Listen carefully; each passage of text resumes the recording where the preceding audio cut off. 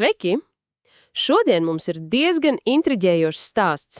Kāds, teiksim, sakars vienai vecai Rīgas fabrikai ar pašu Džeimsu Bondu, un kā vispār viens neliels veikaliņš izauga par, startautisku zīmolu. Jā, stāsts ir patiešām uzmanības vērts. Mēs šodien runāsim par Rīgas spirta un rauga rūpnīcu A. Wolfschmidts. Tieši tā, par pašu Ādolfu Wolfschmidtu un to, ko viņš atstājis aiz sevis. Balstīsimies uz rakstu Rīgas degvīns Džeimsam Bondam, mēģināsim izsekot līdzi visiem pagriezieniem. Un tie pavērsieni tur ir bijuši diezgan negaidīti, jāsaka. Lūk, viss sākās, ja nemaldos, 1830. gados, kad Rīgā ieradās jauns vīrietis no Austrumprūsijas Ādolfs Alberts Leopolds Wolfschmidts. Jā, viņš sāka kā māceklis, bet diezgan ātri, jau 1845. gadā, atvērs savu vīna un degvīna veikaliņu Lielajā pilsielā. Un tad jau pēc pāris gadiem arī fabrika tapa Peldu ielā, ar sākumā šķiet tikai 5 darbiniekiem. Un izskatās, ka tieši tad sākās tas lielais ceļš augšup. Interesanti, ka viens no viņa pirmajiem, tādiem panākumu stūrakmeņiem bija Rīgas melnais balzams. Bet viņš taču nebija tas, kurš izdomāja recepti, vai ne? Tas bija kāds aptiekārs. Nē, nebija gan. Oriģināls ir Abrahams Kunce, bet Wolfschmidts viņš to recepti, būtiski pamainīja. Pamainīja? Ko tieši? Galvenokārt viņš pacēla alkohola saturu. Krietni pacēla, no kādiem 16% līdz pat 45%. Oho, tātad stiprāks dzēriens? Jā, stiprāks un, acīm redzot, arī populārāks kļuva. Tā viņa versija ieguva plašu atpazīstamību, jo 1860. gadā, piemēram, Sanktpēterburgā dabūja sudraba medaļu. Skaidrs, tātad viņš nebija vienīgais, bet prata savu balzamu labi pārdot, un laikam jau pieprasījums auga. Auga un kā vēl. Tik strauji, ka 1870. gados vecās telpas kļuva par mazu, nācās meklēt vietu jaunai, lielai fabrikai. Un to atrada ganību dambī. Tieši tā, nopirka zeli, un tur tapa iespaidīgs komplekss. Projektē tā laika slaveni arhitekti Vinklers, Felsko, Bokslāvs. Ko tad tur īsti ražoja, tikai balzamu un degnīnu? Nē, degvīns un liķēri bija svarīgi, bet arī rauks. Tas kļuva par ļoti nozīmīgu produktu. Starp citu, uz tās fabrikas fasādes joprojām var redzēt Wolfschmidtu ģerboni. Tas ar vilku un āmuru? Jā, tas ir vārda tieši tulkojums Wolfschmidt, vilks, kalējs. Bet sortiments bija plašs, arī hīmelis, kas bija ļoti populārs, tad hīna degvīns. Hīna degvīns? Kas tas tāds? Degvīns ar hinīna piedevu. Un vēl dažādi augļu liķēri, patrums un konjaks. Un kvalitāte acīmredzot bija laba. Spriežot pēc tā, ka eksportēja? Jā, eksportē pa visu Krievijas impēriju. Un pat tālāk ir ziņas par eksportu uz Lielbritānijas kolonijām. Iespaidīga, vai bija arī kāda oficiāla atzinība? Bija gan un ļoti augsta. 1882. gadā fabrika ieguva tiesības izmantot Krievijas impērijas divgalvaino ērgli uz etiķetēm. Tas bija kā augstākais kvalitātes zīmogs. Tātad, kā tāds karaliskais piegādātājs gandrīz. Varētu teikt. Un sekoja arī zelta medaļas izstādēs Rīgā, Vīnē, Parīzē, Londonā. Pats Ādolfs Wolfschmidts kļuva par ļoti, ļoti ietekmīgu figūru Rīgā. Ne tikai biznesā. Nē, viņš bija arī aktīvs sabiedriskais darbinieks, mecenāts, un atstājis arī redzamas pēdas pilsētvidē. Viņam piederēja ēkas pilsētā, piemēram, Peldu un Kungu ielas stūrī, un arī tā muižiņa Pārdaugavā. Kur tagad botāniskais dārs? Tieši tā, un arī greznā vasarnīca Dzintaros, kas vēlāk kļuva par restorānu Lido. Tātad tiešām pamatīgs mantojums, bet kas notika pēc viņa nāves? Tas bija, ja nemaldos, 1895. gadā. Jā.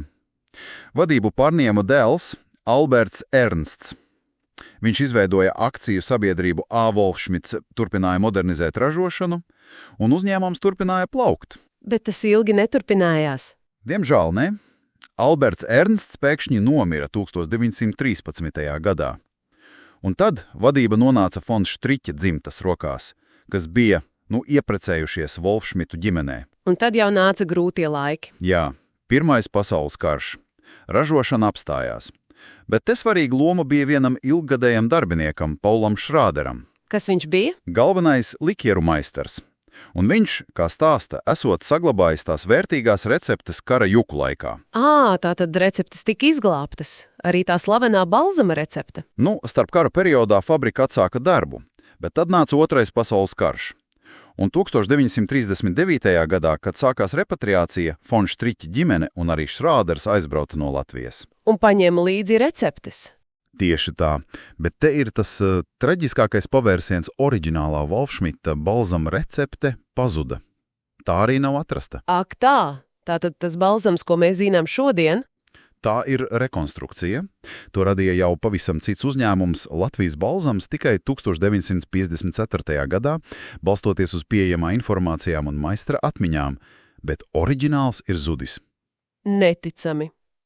Bet stāstā ir vēl viens pārsteigums - James Bonds. Kā tas nākas? Jā, tas ir viens no tādiem kuriozākajiem faktiem.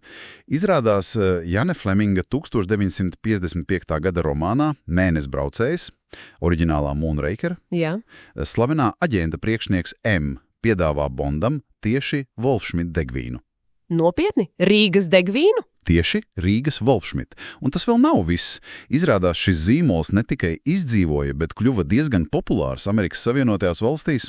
Kā tā? Tas tur bija pazīstams jau kopš 19. gadsimta vidus.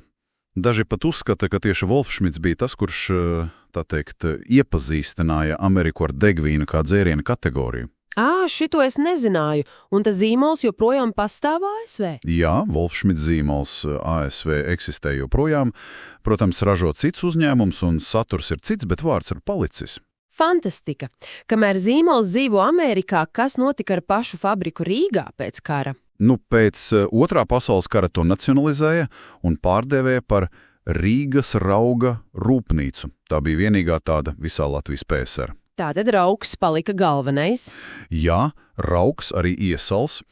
Un kādā brīdī, starp citu, tur ražoja arī tās populārās kukurūzas nūjiņas. Tās pašas. Labi, un pēc neatkarības atgūšanas? To privatizēja kā akciju sabiedrību Rīgas raugs.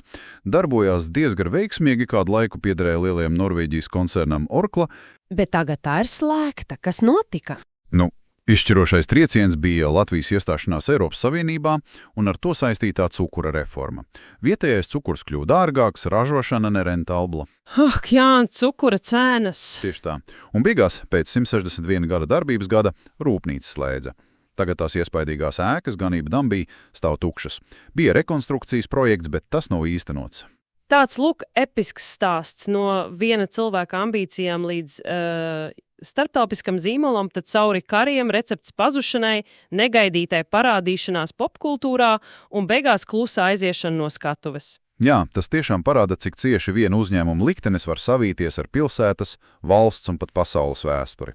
Un tas mantojums ir palicis gan fiziski, kā tās ēkas Rīgā, gan kā tas zīmols okeāna otrā krastā. Un tas, protams, liek aizdomāties, ko mums kā sabiedrībai iesākt ar šādiem grandioziem industriālā mantojuma objektiem, kad pati ražošana ir beigusies? Kāda ir tā atbildība?